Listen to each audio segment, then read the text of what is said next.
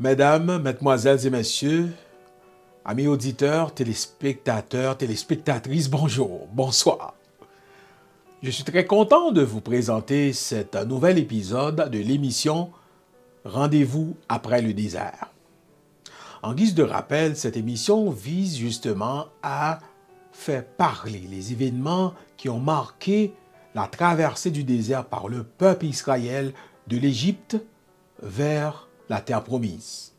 Aujourd'hui, nous allons considérer un élément important, la manne. Nous le titrons la manne céleste. Mais juste avant, comme d'habitude, je vous demande de baisser la tête. Fermons nos yeux, nous prions l'Éternel. Notre Dieu, notre Père, merci pour ce que tu as fait dans nos vies. Merci Seigneur pour le souffle de vie. Seigneur, nous te demandons pardon pour nos péchés. Ô tendre Père Céleste, de la même façon que tu avais pris soin des enfants d'Israël dans le désert par la manne, nous te demandons, Seigneur, de prendre soin de tes enfants aujourd'hui, comme tu l'as toujours bien fait. Fais-nous grâce, Seigneur. Parle-nous, car ta parole est vivante. Elle transforme, elle change l'âme et nous donne la paix dans le cœur et l'esprit. Au nom de Jésus, nous t'en prions. Amen.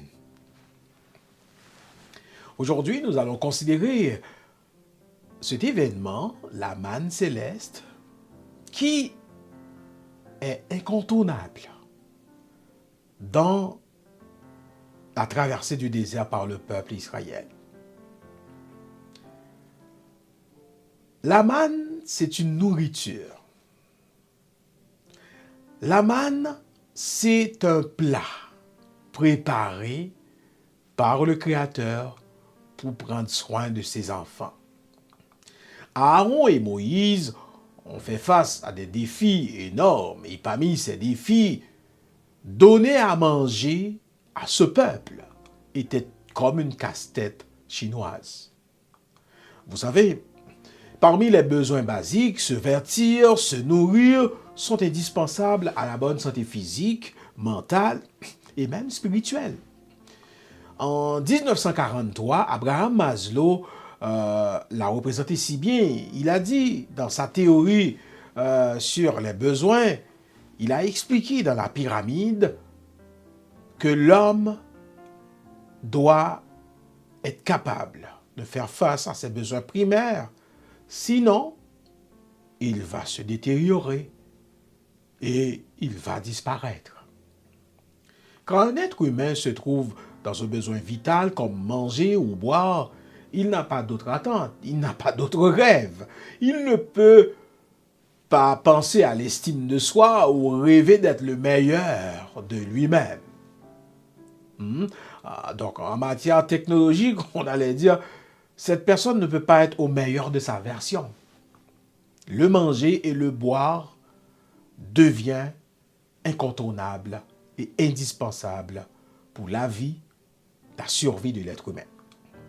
Donc, dans cet épisode, la manne était un aliment céleste envoyé par Dieu pour nourrir les Israélites pendant leur périple à travers le désert. Je vais lire pour vous, nous allons lire ensemble dans Exode, chapitre 16, les versets 11 à 18, rapidement, pour comprendre les consignes, les mots d'ordre qui ont été donnés par Dieu à Moïse et à Aaron pour prendre soin du peuple. Alors, Yahvé dit à Moïse, « J'ai entendu les plaintes des Israélites. Parle-leur et dis-leur, le soir, vous mangez de la viande et le matin, vous vous rassasierez de pain. Vous reconnaîtrez ainsi que je suis Yahvé, votre Dieu. Le soir, il vint donc des cailles qui recouvrirent le champ. Et le matin, il y avait une couche de rosée autour du camp. Quand cette rosée se fut dissipée, il y avait à la surface du désert une fine croûte, comme des flocons blanches, fines comme du givre, sur le sol. En voyant cela, les Israélites se dirent les uns les autres, « Qu'est-ce que c'est ça ?» Ils ne savaient pas que c'était ce que Moïse avait dit. C'est le pain que Yahvé vous donne pour votre nourriture. Voici l'ordre que Yahvé a donné, que chacun ramasse autant qu'il en faut pour sa nourriture. Et à la veille du sabbat, le vendredi, le samedi, mettons pour le sabbat, donc il fallait prendre une double portion. Justement, le sabbat, le samedi, donc la manne n'allait pas tomber. On apprend également, et comme on vient de lire dans le texte, qu'il s'agissait d'une sorte de pain miraculeux qui poussait chaque matin et se désintégrait à midi si on n'en mangeait pas. On le voit dans le texte. Il faut ramasser au moment que ça arrive. Et selon certaines recherches ou des témoignages, la manne a été décrite comme ayant le goût des anneaux d'huile au miel. Elle se désintégrait à midi probablement, mais conservée pendant le sabbat. Donc ça veut dire, les Israélites prenaient une double portion de la manne les vendredis, en après-midi, justement pour garder l'autre partie pour le sabbat, parce que la manne n'allait pas tomber le sabbat. Et c'était une façon aussi pour enseigner au peuple d'accepter le plan de Dieu et à se nourrir quotidiennement. Dieu a aussi voulu rappeler, mesdames, messieurs, aux Israélites, non seulement qu'il a le contrôle, mais qu'il ne devrait pas être insouciant et gaspiller la nourriture. D'où la nécessité, d'où la notion d'économie ici. Les bienfaits de la nourriture céleste est d'une portée capitale. Aujourd'hui, Dieu prend soin de ses enfants comme les oiseaux. Dieu ne laisse personne sans nourriture. Cependant, l'homme gère d'une manière très mal les ressources, fait en sorte que certaines personnes sont privées de nourriture malheureusement. Oh, je vous invite maintenant à penser à ceux qui n'ont pas pu mettre un pain sur la table pour leurs enfants. Je vous demande aussi à dire dans vos cœurs et répéter sans cesse, l'Éternel, merci pour la nourriture que tu nous as donnée. C'est naturel, c'est même normal que nous recevons le pain quotidien. Mais pensez à ceux qui n'en ont pas. Mesdames, Messieurs, amis téléspectateurs, la manne représentait un moyen miraculeux et tangible de la présence divine. Car c'est Dieu même qui donnait cette nourriture aux enfants. Comme vous, comme moi, comme nous, nous donnons soit à un membre de notre famille ou aux enfants de la nourriture, ou nous prenons soin de nous-mêmes. Cela peut prouver que, en agissant ainsi, que non seulement nous sommes soucieux de ces personnes, mais leur bien-être nous tient à cœur. La manne représente un papa soucieux qui prend soin de ses enfants, qui choisit la nourriture avec soin afin de faciliter la croissance, la maturité et l'épanouissement de ses enfants. Il leur a fourni une source d'alimentation stable, saine, tout le long de leur voyage dans le désert. Mesdames, Messieurs, Dieu n'a rien oublié. Dieu n'a rien négligé. Il a pris soin de ses enfants à travers cette nourriture, et nous répétons encore une fois, une nourriture miraculeuse. L'autre élément que j'aimerais mentionner dans la question de la manne que les Israélites ramassaient et mangeaient pendant la traversée du désert, c'est l'abondance de la manne que Dieu a donnée. Dieu donne, Dieu c'est l'abondance.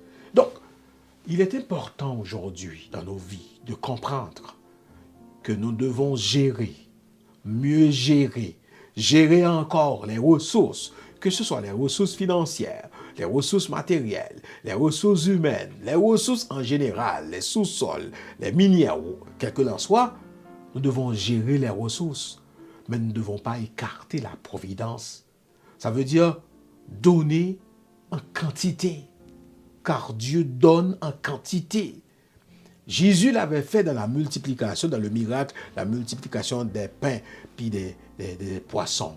Jésus l'avait fait aussi quand ses disciples devaient ramasser la pêche, les poissons. Il a donné en grande quantité. La manne rappelle de l'alliance. La double portion de la manne reçue le samedi ou en tout cas la veille du sabbat rappelle aux Israélites qu'il ne faut pas oublier l'alliance que Dieu a tissée avec eux, que Dieu a signée avec eux, l'entente qui a été prise. Ainsi, les bienfaits de la manne étaient symboliques et pratiques. Dieu donne toujours à manger à ses enfants, mesdames, messieurs. Dieu donne toujours donne à manger à ses enfants. Et c'est pour cette raison aujourd'hui, nous devons prendre le temps de chercher, de demander dans le respect et avec la reconnaissance ce qui est nécessaire. Car Dieu met déjà à la portée de tout le monde. Mais il suffirait maintenant de faire l'effort de le prendre, de le saisir. Je vous invite à saisir votre occasion. Au-delà du côté physique, au-delà du côté littéral de la manne aussi représente le pain spirituel. Il est important de prendre le temps, de méditer, de lire, de parler, de témoigner de la bonté de Dieu. La Bible regorge plein d'exemples où Dieu a donné à manger aux humains et aux animaux. Donc, à la création, il s'est assuré, avant l'arrivée d'Adam et Ève, de créer et de mettre à leur disposition toutes sortes de fruits, de grains, de légumes. Élie a été nourri par un corbeau, vous vous rappelez de ça, dans les grottes de Kérit pendant toute la sécheresse. Donc, au moment même de donner les instructions pour la construction de l'arche, vous vous rappelez, Noé avait reçu l'indication claire de ramener un stock suffisant de la nourriture pour tous les occupants. Donc, dans les évangiles, nous voyons également les exemples où Dieu a fourni de la nourriture à ses enfants, comme je l'ai dit au départ, et en fin de compte, a donné en abondance pour les délices, pour les alimenter. Dieu prend soin de ses enfants. Dieu ne lâchera pas ses enfants en chemin. À travers ces exemples, et peut-être le vôtre, le mien aussi, démontre le grand amour et le grand cœur de Dieu pour ses enfants. Aujourd'hui, ma question c'est, que signifie la manne pour nous, les contemporains? La manne a la même signification qu'elle avait autrefois pour les Israélites. C'est un symbole tangible de la présence de Dieu, mesdames, messieurs, dans nos quotidiens. La façon qu'elle prend soin de nous comme étant toujours un Père aimant et compatissant. Nous pouvons voir la présence de Dieu dans nos vies aussi. Car souvent, nous sommes loin de Dieu. Mais Dieu nous ramène encore une fois proche de lui. Qu'il s'agisse de la nourriture physique et spécifiquement la nourriture spirituelle, ce qui est important, c'est de comprendre. Un être humain a besoin d'être nourri pour qu'il soit en pleine et en bonne santé physique et spirituelle. Vous savez, il y a un lien étroit entre la manne qui était la première nourriture céleste qui prenait soin des Israélites, des anciens Israélites dans le désert, et Jésus aussi. Considérant le plan de la rédemption à travers le ministère de Jésus, nous pouvons dire avec assurance que la manne est un symbole prophétique de Jésus, car Dieu avait promis à donner son Fils unique, afin que quiconque croit en lui ne périsse point, mais qu'il ait la vie éternelle. Comme un pain pour apaiser, sinon pour satisfaire le besoin de se nourrir adéquatement, afin de pouvoir faire le trajet du désert. Jésus est le pain.